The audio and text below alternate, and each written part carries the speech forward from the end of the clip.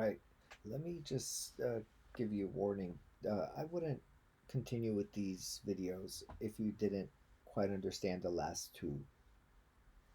And if you didn't, go back, watch them. If you need, go back and watch earlier ones. And always refer to the portions of the textbook that correlate with what we're doing. Okay, we talked about how the action potential is an all or none phenomenon. You either get it or you don't. And if you get it, you get the whole thing. The rate law is also interesting because if the action potential is all or none, that means it's a singular thing.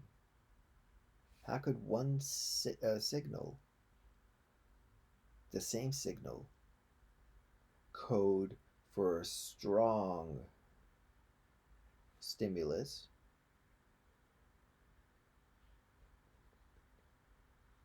versus a weak one?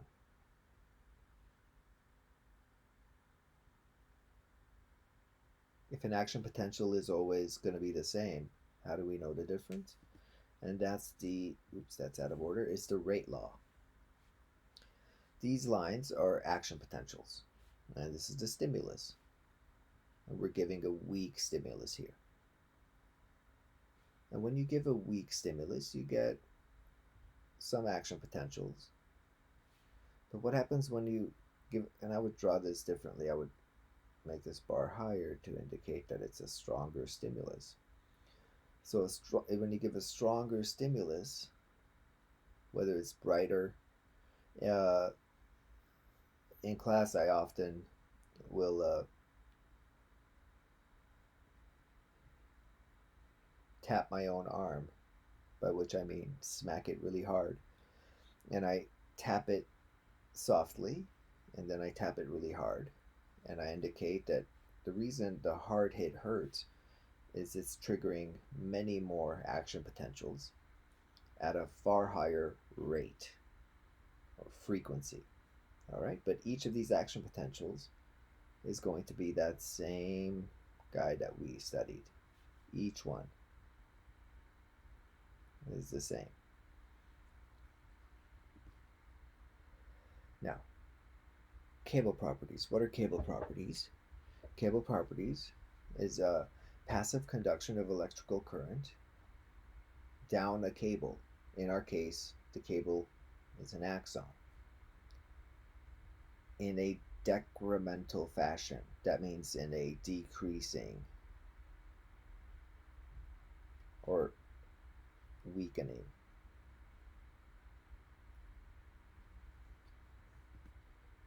So here's an axon. And what these signals are those EPSPs, excitatory postsynaptic potentials.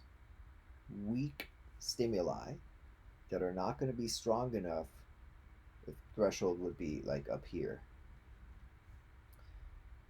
They're just not strong enough to depolarize us to threshold. So what happens to these? These get ignored. How? Why? Well, it's because of decremental conduction or cable properties.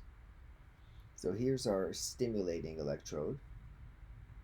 And we have 1, 2, 3 recording electrodes at increasing distances from the stimulus point.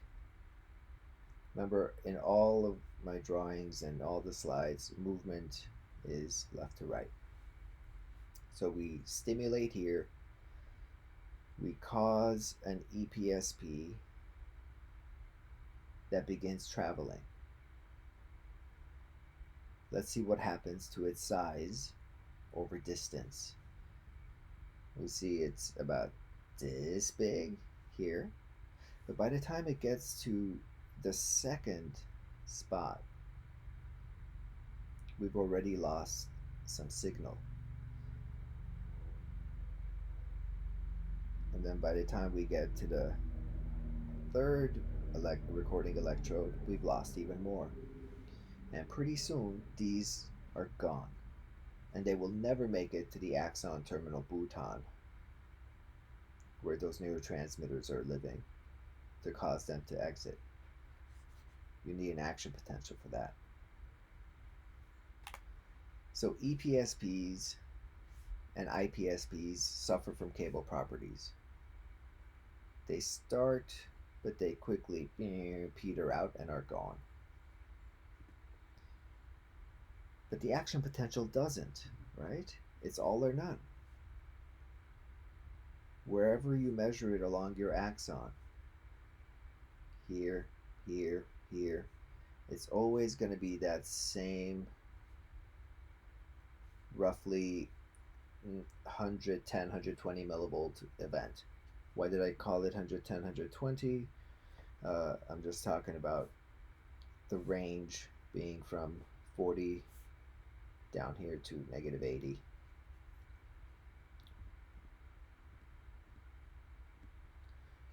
All right. Now here's how the action potential travels down the axon. You zap it and you generate an action potential. Now I want to mentally zoom in to this portion right here.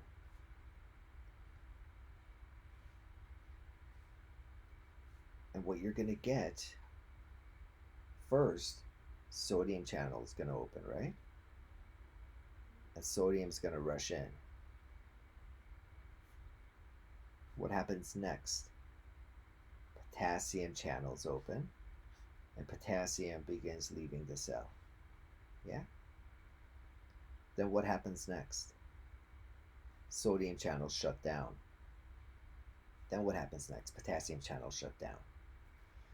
So at every micrometer, and one after the other, you're having sodium. That's not an N. You're having sodium open. What happens next? K open. What happens next? Na close. What happens next? Close. So you do steps 1 through 4 here, and then you do it again right there, and then you do it here.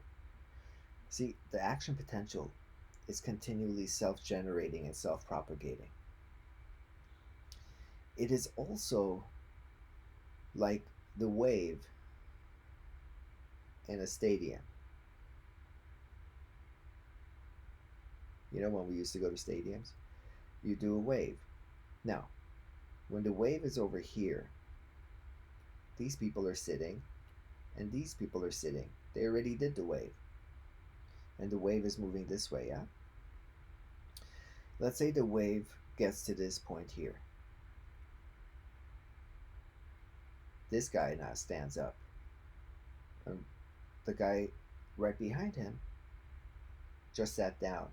And the guy next to him is still sitting because the wave hasn't gotten to him. So that's how the action potential travels down the axon. It's like a wave going through a stadium. When the action potential is here, if I had an electrode in the cell there, what would it read? The action potential is here. This would read rest. At that same moment, if I had an electrode here, what would that read? Same, rest. Because the action potential is here. All right?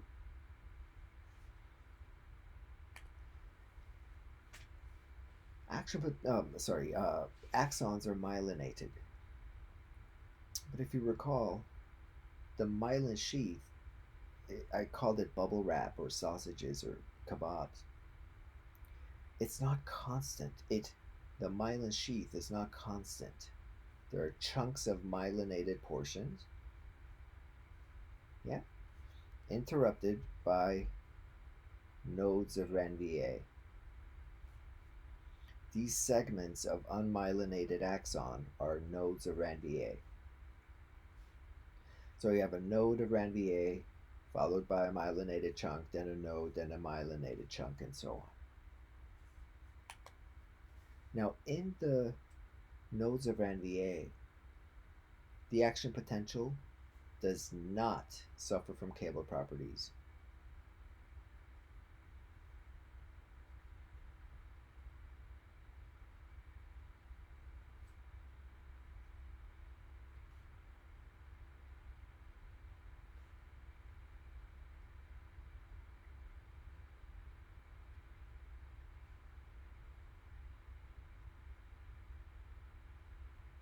In the nodes around V8, we don't get decremental conduction. We have active propagation. So in a node, you're going to get the full 120 millivolt treatment. Okay, so an action potential here that enters a myelinated chunk, let's call it a 120 millivolt event, yes? Now, when we get into a myelinated chunk or a myelinated segment, we are going to have decremental conduction. So this 120 millivolt signal will decrease, will decay a little bit. But not much. It might come down to, let's call it 100.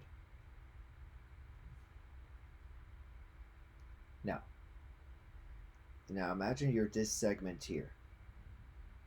The action potential is right about to come to you but hasn't reached you yet.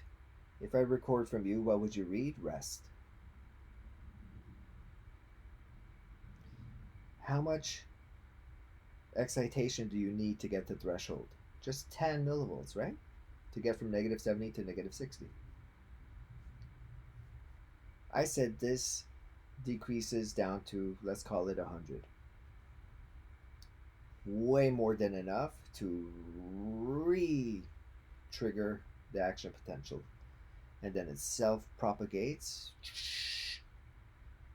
and then decreases a little bit and then self-propagates and so on. This is called saltatory or leaping conduction, where the action potential goes rather slowly in a node around VA and then oops, that was not smooth. Let's try that again. Goes rather slowly in a node around VA and then shoots right through the myelinated chunk, and then again goes rather slowly in a node and then shoots right through. This, as I said in an earlier lecture, gives about 100 times speed boost. So myelinated axons are significantly faster. All right. Next, we'll talk about the structures and parts of a synapse.